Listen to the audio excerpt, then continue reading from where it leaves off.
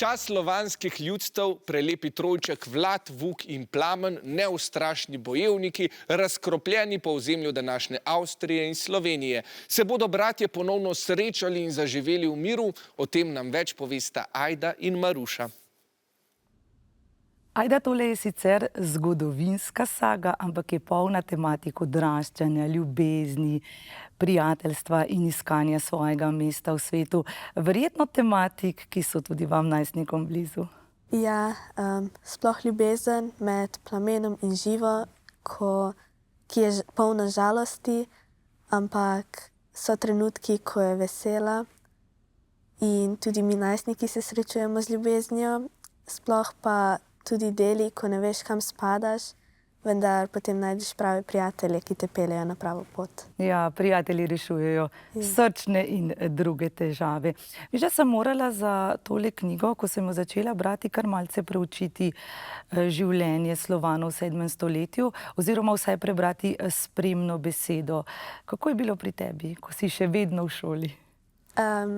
V našem razredu smo ravno letos obravnavali Slovane in preseljevanje ljudstev, zato nisem imela toliko težav, vendar sem si vsake toliko morala pogledati tudi v učbenik, ampak sem se pustila tudi presenetiti, da me knjiga popelje po svoji poti. Pomembno je, da tudi zgolj sledimo knjigi, tudi če česa ne razumemo. Verjamem, da je moral tudi pisatelj Igor Karlovšek za tole knjigo preučiti mnogo zgodovinskih dejstev, zato ga sedaj sprašujem. Igor, pozdravljeni, kje ste nabrali zgodovinska dejstva in zakaj ste dali glavnim junakom taka čudovita imena Plamen, Vuk, Vlad? Prebral sem vso zgodovinsko literaturo. Največ o Slovanih piše Bogograf Grafenauer. V njegovih delih so napotila na zahodne avtorje iz časa preseljevanja Slovanov. Junaki so dobili imena po osebnih lastnostih. Plamen je sinonim za ogenj, Vuk je pretkani volk samotar, Vlad je mojstrski mečevalec, meč pa je orožje vladarjev. Živa predstavlja življenje samo, Zora upanje in moč jutra, Širaz pa ima ime po opojnem orientalskem vinu.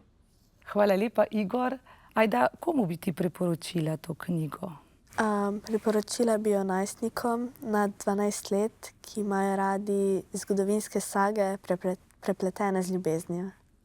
In jaz dodajam, vzemite si veliko časa za tole knjigo, kajti ko boste prebrali enko, boste želeli brati 2, 3, 4 in tudi 5. 5. del te knjige, kajti, saj veste, vsi želimo izvedeti, kaj se zgodi z znamenitimi trojčki. Ja, mene pa zanima, kateri trojici bo uspelo odgovoriti na naslednje vprašanje. Knjiga pripoveduje o življenju Slovanov v 7. stoletju. Kateri roman še povezujemo z življenjem Slovanov? Je to A. Alojz Rebula v Sibilinem vetru, B. Franc Aleški Finžgar pod svobodnim soncem, C. Janez Jalen Bobri ali D. Ivo Andrić Most na Drini. Torej, kateri roman še govori o življenju Slovanov v 7. stoletju, to je bilo obdobje preseljevanja. Spet smo na različnih bregovih reke, rumeni pravijo B, vijoličasti pa C.